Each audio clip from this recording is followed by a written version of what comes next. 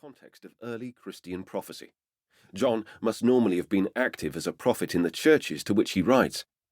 The 7 messages to the churches reveal detailed knowledge of each local situation, and chapter 2, verse 21 presumably refers to an earlier prophetic oracle of his, addressed to the prophetess he calls Jezebel at Thyatira.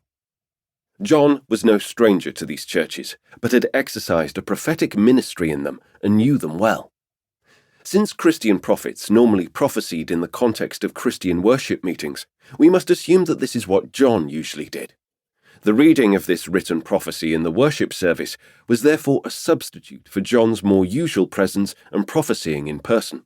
Usually, in the early churches, prophets delivered oracles which were given to them by God in the worship meeting. They declared the revelation as they received it. It took the form of a word of God spoken to the church, under the inspiration of the Spirit, in the name of God or the risen Christ, so that the I of the oracle was the divine person addressing the church through the prophet. But early Christian prophets seem also to have received visionary revelations which they conveyed to the church later in the form of a report of the vision. In this case, the vision was initially a private experience, even if it happened during the worship service, and was only subsequently reported to the church as prophecy. We can make a useful, though not absolute, distinction between these two types of prophecy: oracles, spoken in the name of God or Christ, and reports of visions, in which the prophets had received revelations in order subsequently to pass them on to others. The whole book of Revelation is a report of visionary revelation, but it also includes oracular prophecy within it. This occurs in the prologue and the epilogue. The 7 messages to the churches are oracles written as Christ's word to the churches, and also throughout the book there are prophetic oracles which interrupt the accounts of the visions. Yet if Revelation resembles in a very general way the kind of prophecy John might have delivered orally in person, it is also a far more elaborate and studied composition than any extempore prophecy could have been. Revelation is a literary work composed with astonishing care and skill.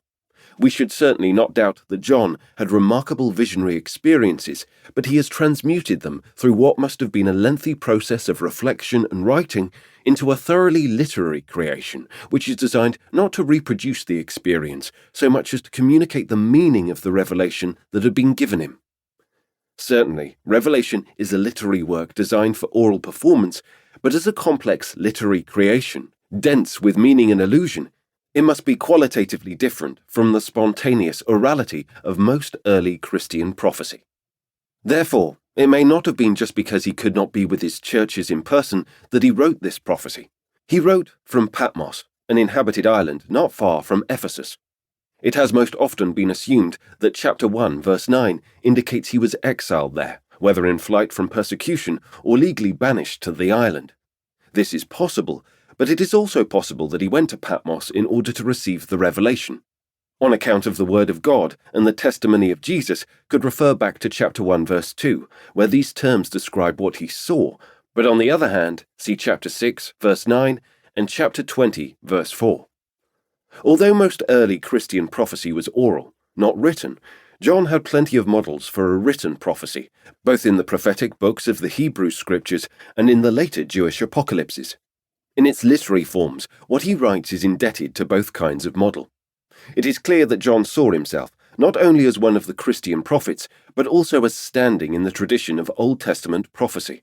For example, in chapter 10, verse 7, he hears that the mystery of God will be fulfilled, as he announced to his servants the prophets.